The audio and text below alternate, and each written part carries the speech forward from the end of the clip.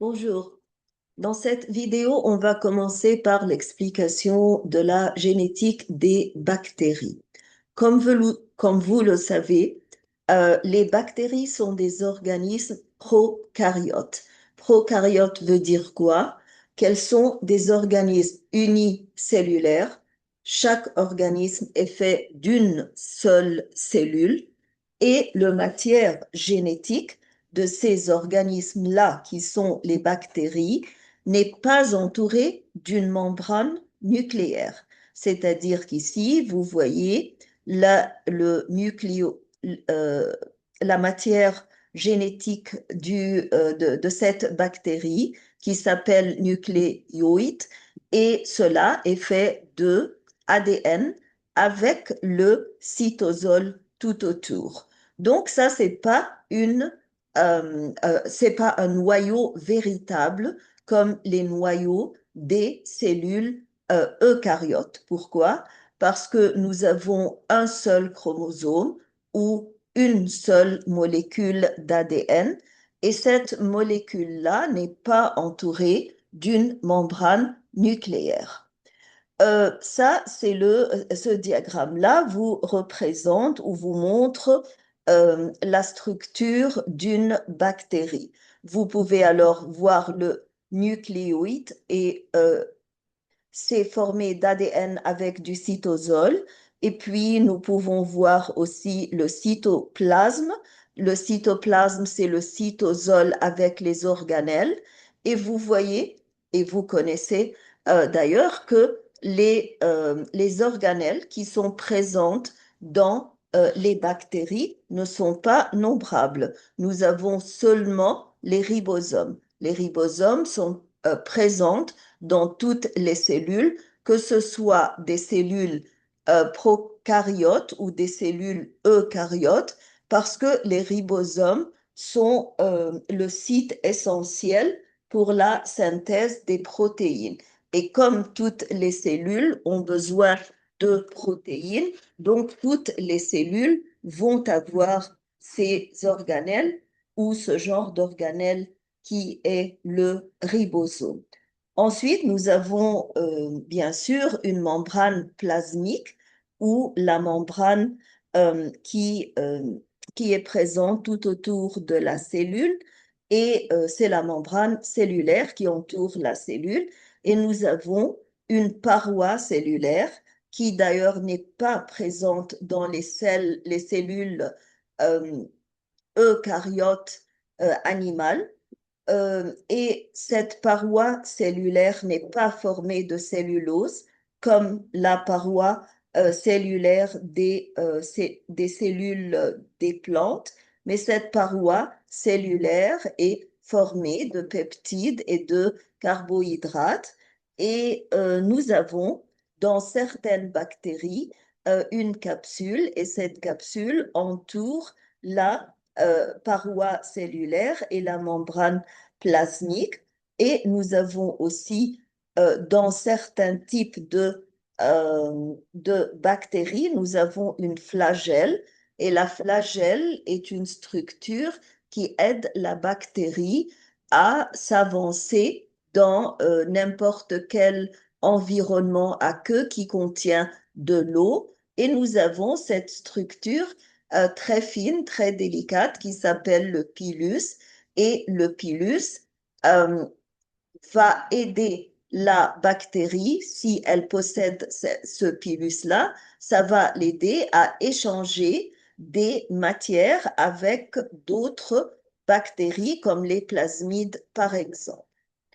Les bactéries, en général, les bactéries et les prokaryotes en général sont connus pour leur reproduction qui est essentiellement asexuée, c'est-à-dire qu'on n'a pas besoin de deux organismes, nous avons besoin d'un seul organisme et cet organisme-là ne forme pas de gamètes, mais il se divise d'une façon très simple pour donner deux cellules filles. Donc la cellule mère va se diviser et tout simplement va donner deux cellules filles comme on va le voir dans la fission binaire, qui est le type de reproduction asexuelle qui est, euh, euh, qui est adopté par les bactéries.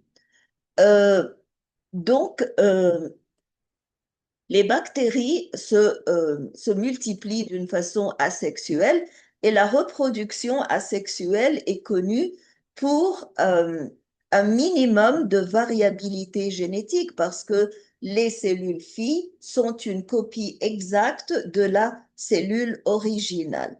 Mais malgré cette reproduction asexuée, il y a une grande variabilité génétique dans les bactéries et cette variabilité génétique n'est pas à cause d'un type de reproduction qui cause cette variabilité, mais à cause de beaucoup de mutations qui se passent dans les bactéries et aussi à cause de où sont le résultat du transfert horizontal de gènes dont on a donné un exemple dans la vidéo précédente, qui était l'exemple de la transduction à travers le virus.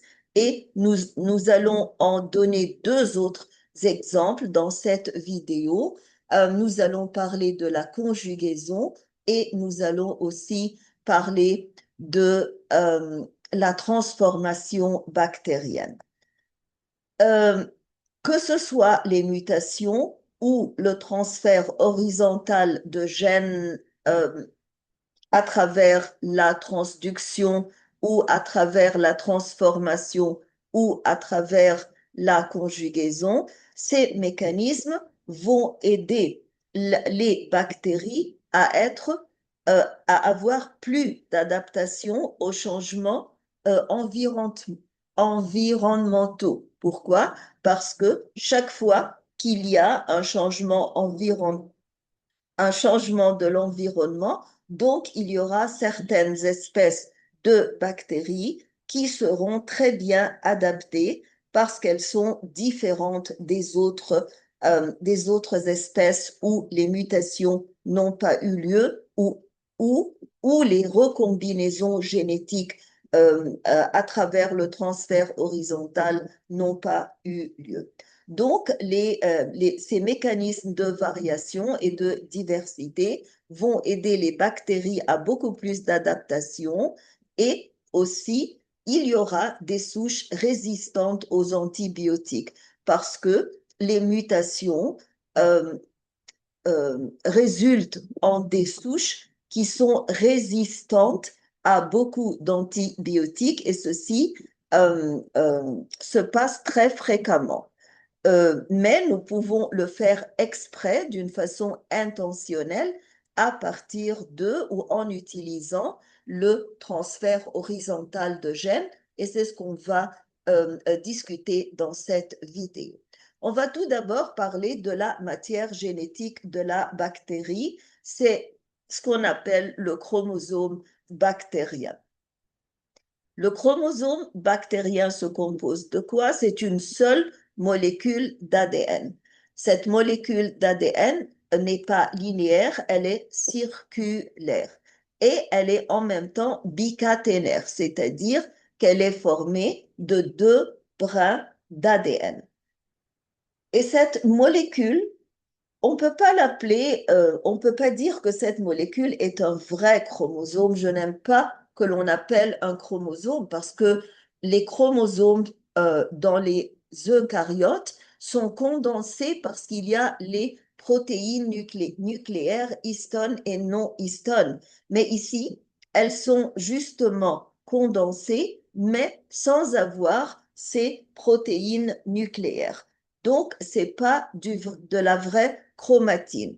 L'ADN circulaire, elle est circulaire, la molécule est circulaire et elle est fortement condensée dans cette toute petite région qui s'appelle le nucléoïde, mais ce n'est pas un vrai chromosome. On peut pas dire que c'est un vrai chromosome parce que ce n'est pas de la vraie chromatine. Et comme je viens de l'expliquer, contrairement aux cellules eucaryotes, les bactéries n'ont pas de noyau et n'ont pas d'enveloppe nucléaire non plus. Donc, ils n'ont pas de vrais noyaux. Ils ont simplement leur chromosome bactérien circulaire avec la région du cytoplasme autour, et ce chromosome est très condensé et on l'appelle le nucléoïde. Dans certaines espèces, il y a des chromosomes linéaires, comme ceux des eucaryotes, ou parfois même certaines bactéries non seulement contiennent des chromosomes linéaires, mais aussi contiennent plusieurs chromosomes. On vient de dire que les chromosomes bactériens sont circulaires et sont uniques. Il y a un seul chromosome par cellule. Mais exceptionnellement, euh, très infréquemment, nous pouvons avoir des chromosomes linéaires et nous pouvons avoir des chromosomes multiples, plus d'un seul chromosome. Bien sûr que les bactéries ont besoin de répliquer leur ADN avant de faire leur multiplication, avant de se diviser en deux pour avoir assez d'ADN. Si une cellule bactérienne contient une molécule d'ADN, donc euh, pour que cette cellule bactérienne se divise en deux, elle doit répliquer son ADN et avoir deux molécules identiques d'ADN pour pouvoir les distribuer sur les deux cellules filles qui vont émerger.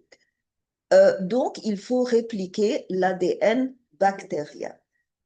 Ici, l'origine de réplication de la bulle de réplication, on aura une bulle de réplication qui est très semblable à la bulle de réplication de l'ADN dans les eucaryotes, et on aura un seul site unique d'origine de réplication. On n'aura pas deux sites d'origine de réplication, on a un seul. Et à partir de cette origine de réplication, on aura deux fourches de réplication. Et exactement comme on a expliqué dans la réplication de l'ADN, et vous pouvez regarder cette vidéo pour réviser ce topic ou ce sujet-là. Il y aura deux fourches de réplication qui vont grandir jusqu'à progresser et faire une grande bulle de réplication. Et ils progressent comme d'habitude dans des directions opposées. Mais ce qui est différent ici, c'est que, à part bien sûr les enzymes qui sont un peu différents, les ADN polymérases des prokaryotes sont un peu différents de ceux des eucaryotes, mais il y a une autre différence. Et regardez là, la différence est visible sur le diagramme. Nous avons ici le chromosome circulaire bactérien, la molécule d'ADN à double brin. Nous avons cette origine de réplication qui se trouve sur les deux brins en même temps. Ça, c'est le brin parental ou le brin matrice. Et le bleu foncé, c'est le brin parental ou matrice que l'enzyme utilise pour lire les codes triplets. Et le nouveau brin ou le brin fils est dessiné ici ou est montré en bleu ciel. Donc, nous avons une fourche de réplication à droite, une autre fourche de réplication à gauche, et les deux fourches, comme vous voyez les flèches, les deux fourches sont progressives dans deux ou progressent dans deux côtés opposés jusqu'à ce qu'on ait à la fin une bulle de réplication et jusqu'à ce que ce segment bicaténaire de ADN soit complètement répliqué. Mais si vous voyez, après avoir eu la bulle de réplication, parce que le chromosome ici est circulaire et non linéaire comme dans les eucaryotes, ça vous donne l'impression, ce ce diagramme final ou cette image finale vous donne l'impression de la lettre θ, donc, ou theta en anglais. Donc, c'est pour ça que l'on appelle ça réplication θ et on appelle cette structure-là un œil de réplication parce qu'elle ressemble à un œil. La réplication va se poursuivre. Nous avons, comme vous le connaissez, nous avons un brin directeur et un autre brin retardé pour la première fourche à droite et un autre brin directeur et un brin retardé pour la deuxième fourche à gauche.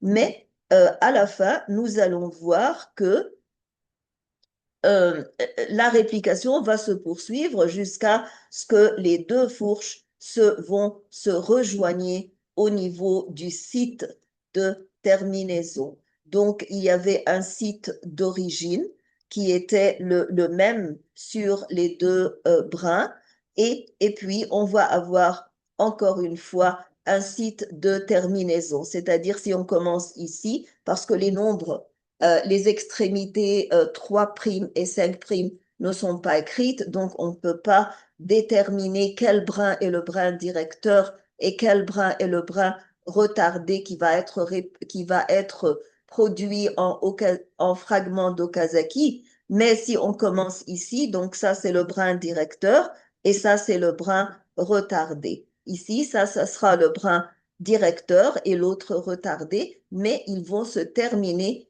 encore une fois au même point qui cette fois-ci sera le point de terminaison et non pas le point d'origine.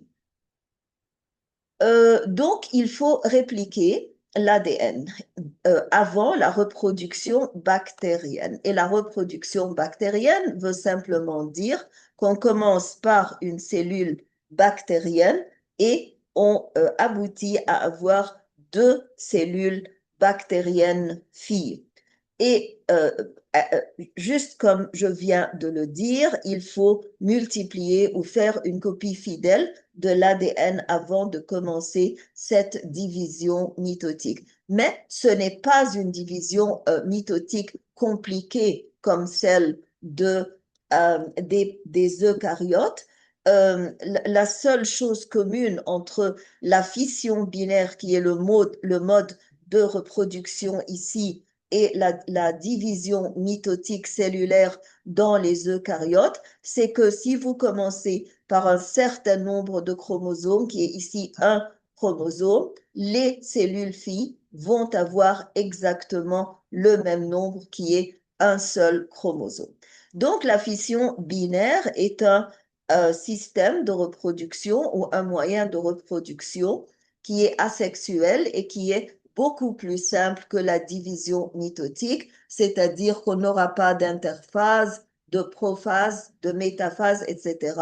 C'est simplement que ça, c'est le chromosome bactérien essentiel et ça, c'est un plasmide, le petit chromosome circulaire qui va porter les gènes de la résistance, les gènes de la fertilité.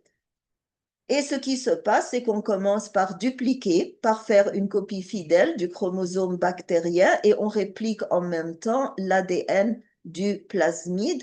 Et quand on a deux copies fidèles du chromosome bactérien essentiel et des plasmides, la cellule va s'allonger, va accumuler plus de cytoplasme pour pouvoir à la fin montrer cette constriction qui sera le début de la séparation des deux cellules. Donc, c'est un processus très simple. On va résumer maintenant les étapes de ce processus. Donc, on commence par une réplication complète du chromosome bactérien, c'est-à-dire que tous les segments de ce chromosome bactérien ou toutes les séquences vont être répliquées. Ensuite, on va séparer les deux copies chromosomiques. Pourquoi? Parce qu'une copie restera dans une cellule et l'autre copie ira dans l'autre cellule d'une façon que les deux cellules produites aient le même nombre et le même genre de chromosomes, les mêmes séquences de nucléotides. Et avant la séparation complète par la formation d'un septome de division, la constriction, ensuite le septome, nous avons l'allongement de la cellule. Ensuite, il y aura la constriction. Ensuite, le septome de division. Quelle est la différence? La constriction, c'est justement que c'est cet endroit où la membrane cellulaire sera plus étroite, comme vous le voyez ici. C'est ça le niveau de la constriction. Mais après avoir fait que cette constriction soit plus profonde et entre de plus en plus dans la profondeur de la cellule, donc il y aura à la fin une formation d'une membrane plasmique ou une membrane cellulaire pour pouvoir séparer les deux cellules. Donc, il y aura une séparation finale en deux cellules filles. On appelle ça les cellules filles, the daughter cells, et elles seront naturellement génétiquement identiques. Et c'est une des caractéristiques de la reproduction asexuelle. La plupart du temps, les cellules produites ou les cellules filles sont identiques à la cellule mère ou la cellule originale. Et maintenant, nous allons parler de quelque chose de très intéressant, c'est les mutations bactériennes. Nous savons qu'une mutation, c'est un changement chimique permanent qui a lieu dans les nucléotides ou l'ordre des bases azotées dans une molécule de ADN. Et dans les bactéries, ces mutations-là, la plupart du temps, sont des mutations spontanées. Les mutations spontanées ne sont pas fréquentes, elles sont rares, c'est-à-dire vous pouvez avoir une mutation chaque 1000 divisions nucléaires ou chaque 1000 fissions binaires.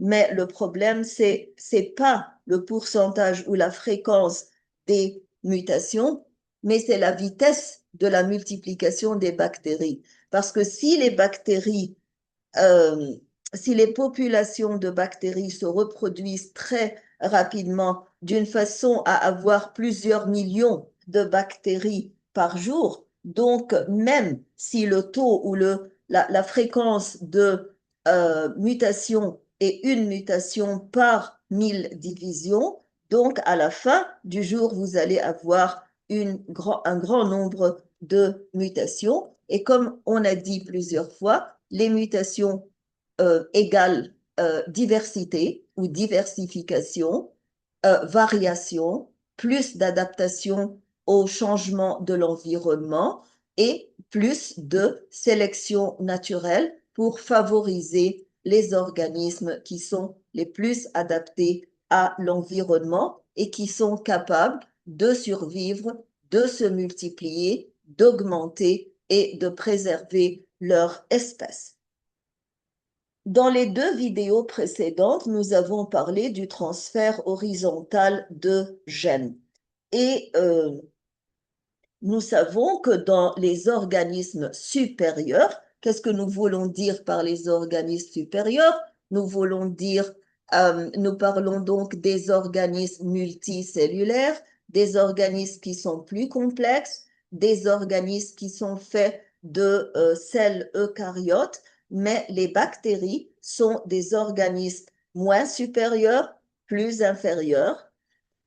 Et dans les organismes supérieurs, il y a ce que l'on appelle le transfert vertical de gènes, c'est-à-dire que les parents vont transférer leurs caractéristiques à travers les gènes et les gènes sont transférés à travers les gamètes. Ça, c'est là, la plupart du temps, c'est à travers une reproduction sexuelle. Mais dans les bactéries qui sont unicellulaires, qui sont formées d'une seule cellule, euh, le transfert n'est pas toujours vertical.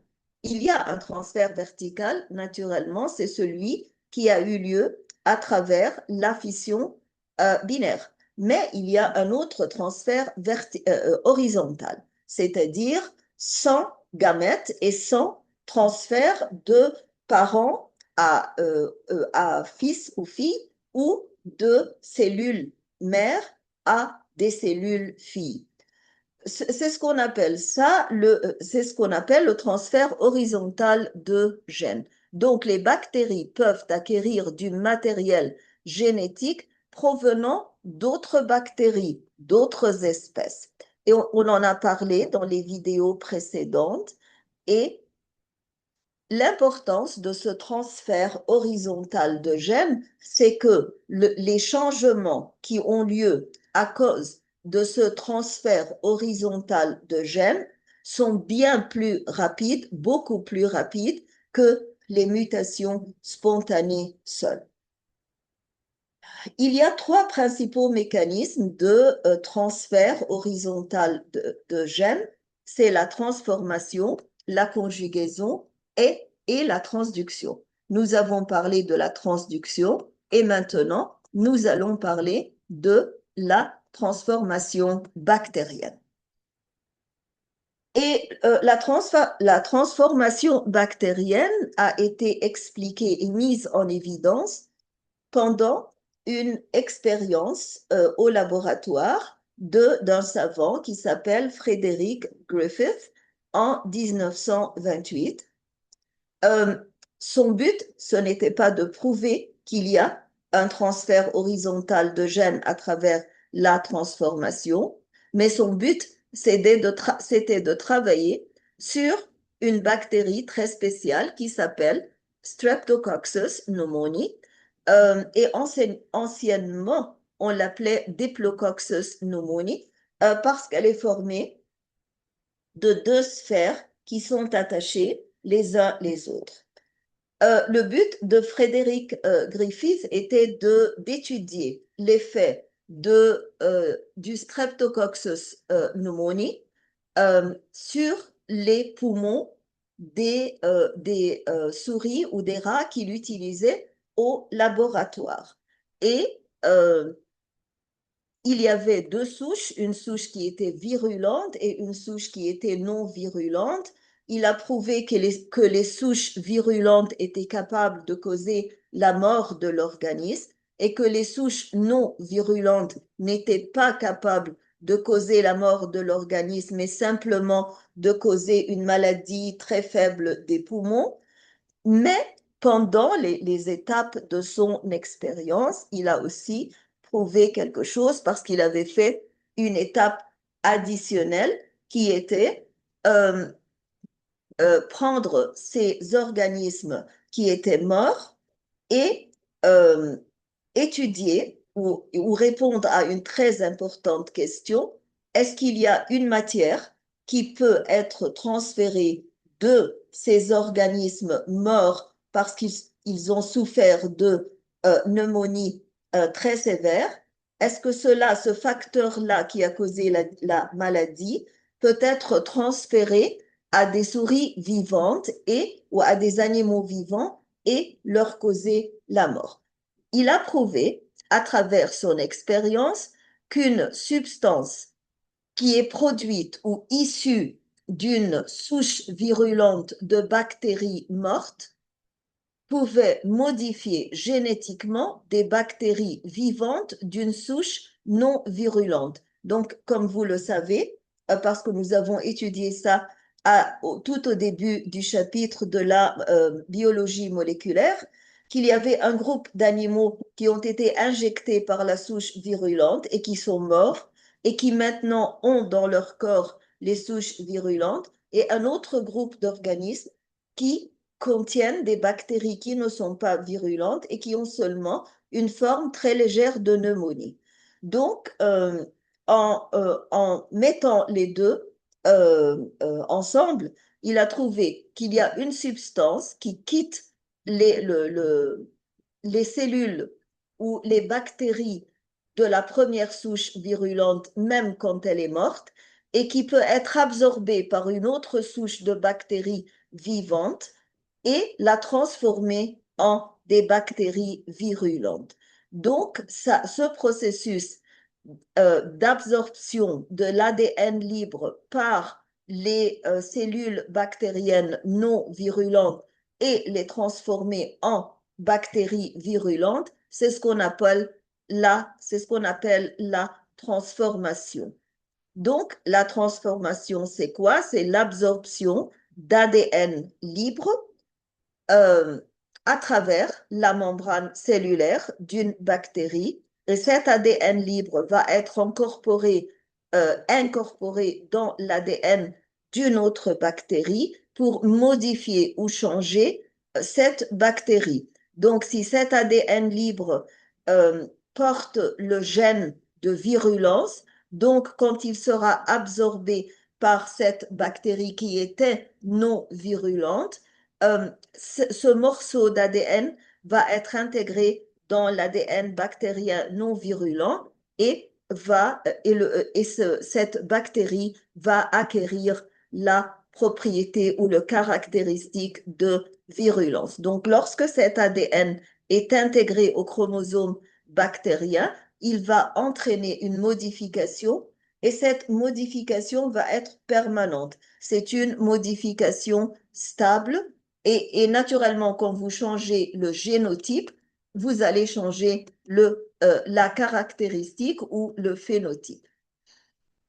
La transformation peut être naturelle, comme ça s'est passé dans l'expérience de Griffith, c'est-à-dire que certaines bactéries sont naturellement compétentes. Qu'est-ce qu'on veut dire par compétente? C'est-à-dire que leur membrane cellulaire a la capacité d'être pénétrée par cet ADN de virulence. Ça, c'est une compétence naturelle. Mais parfois, si la cellule receveuse qui va recevoir l'ADN absorbé n'est pas assez compétente pour pouvoir absorber ou être pénétrée par cet ADN, donc il y aura une transformation artificielle où nous allons traiter la membrane cellulaire par une matière chimique pour pour agrandir les pores ou d'autres façons électriques comme électroporation. Ce mécanisme est largement utilisé en biologie moléculaire. Ce mécanisme de transformation d'induction, d'absorption d'ADN de l'extérieur à l'intérieur des cells, surtout introduire des plasmides dans les bactéries. Pourquoi est-ce que l'introduction des plasmides dans les bactéries est le mécanisme le plus réussissant de transformation? C'est parce que les bactéries ont naturellement ces petits ADN circulaires à l'intérieur de leurs molécules, dans leur cytosol. Et donc, leurs membranes cellulaires sont bien préparées à absorber ces plasmides, à les recevoir et à les multiplier avec chaque multiplication de l'ADN principal de la celle. Nous révisons ensemble ce que les plasmides sont. Les plasmides sont de petites molécules d'ADN circulaire double brin, comme on vient de le dire. Elles n'appartiennent pas à l'ADN essentiel, donc elles sont extra-chromosomiques. Et chaque fois que l'ADN de la cellule est multiplié, les plasmides sont multipliés, mais aussi, en plus, ils sont capables de se répliquer de manière autonome, c'est-à-dire qu'il n'est pas nécessaire qu'ils attendent le chromosome principal pour se multiplier. Ils peuvent se multiplier plus fréquemment que le chromosome bactérien. Et puisqu'ils peuvent faire ça, puisqu'ils sont indépendants dans leur reproduction et leur multiplication, et aussi puisqu'ils peuvent porter des gènes qui ne sont pas présents sur le chromosome bactérien principal, donc on dit qu'ils sont complètement indépendants du chromosome bactérien. Nous savons maintenant une seule bactérie contient seulement un chromosome principal, mais en même temps, elle peut contenir plusieurs plasmides.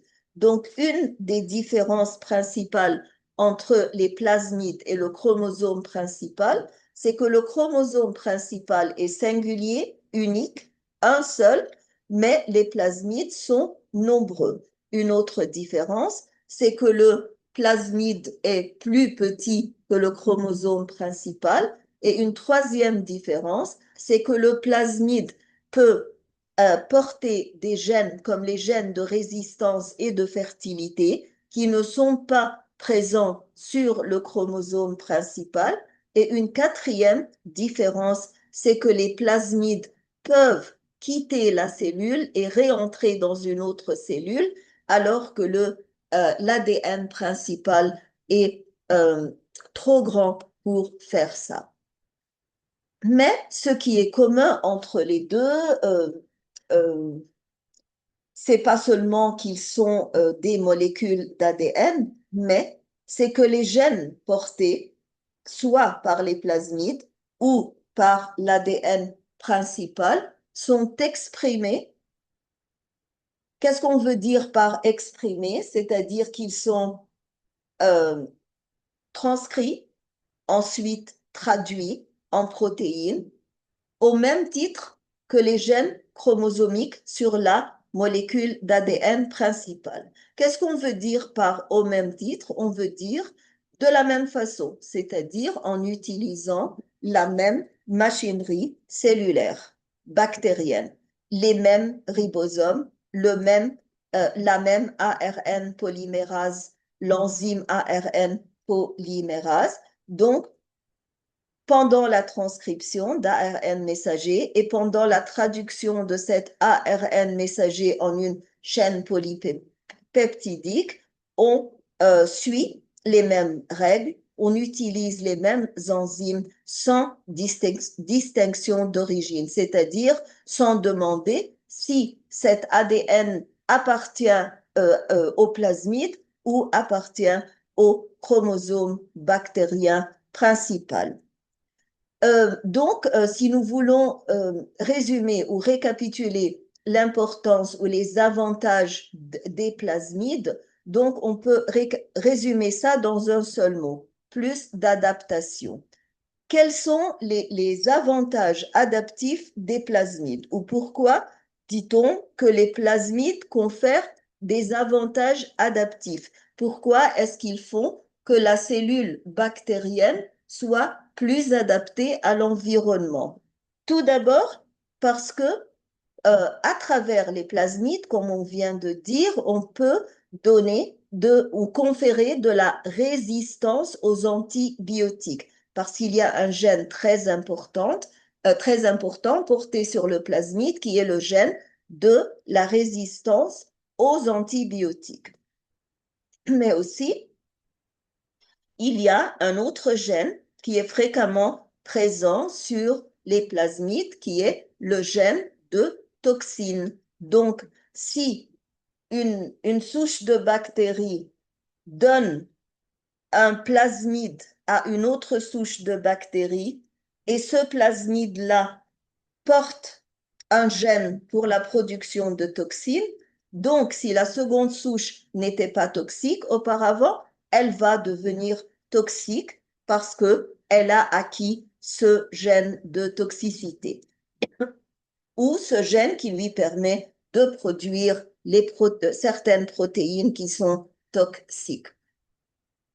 Un autre gène qui est parfois porté par le plasmide, c'est le gène qui permet à la bactérie de produire des bactériocines. Qu'est-ce que c'est que les bactériocines?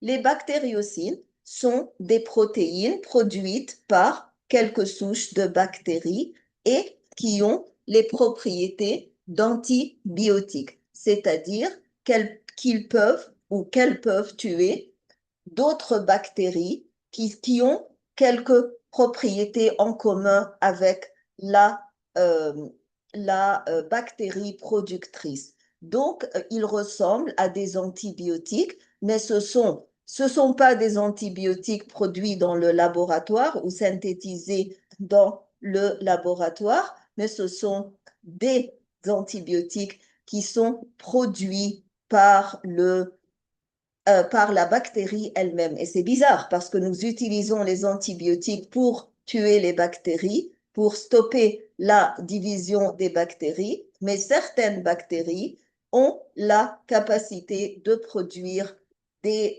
antibiotiques appelés bactériocines et qui ont un spectre très étroit. Ce ne sont pas des antibiotiques avec un très grand spectre comme les broad spectrum antibiotiques. Non, ils ont un spectre très étroit. Ils peuvent seulement tuer les bactéries qui ont quelques molécules en commun avec la bactérie productrice. Nous allons stopper ici et nous allons continuer la conjugaison bactérienne dans une autre vidéo. Si vous avez trouvé cette vidéo utile, donc cliquez sur Like s'il vous plaît, partagez avec vos camarades de classe, avec vos collègues et écrivez des commentaires et nous nous verrons bientôt dans une autre vidéo pour expliquer la conjugaison bactérienne. Merci et au revoir.